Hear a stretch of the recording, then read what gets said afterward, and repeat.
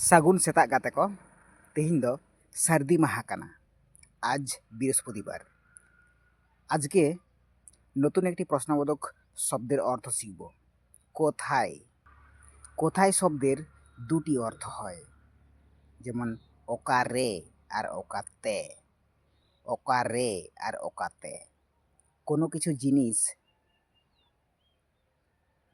জিনিস কোথাও থাকলে সেখানে হবে ওকারে। ওকারে। আর কোথাও যাওয়ার অর্থ বোঝালে ওকাতে হবে ওকাতে। যেমন তুমি আমার ফোন কোথায় রাখলে, তাহলে হবে আম ইᱧᱟᱹᱜ ফোন ওকারেম দোহো কেদা।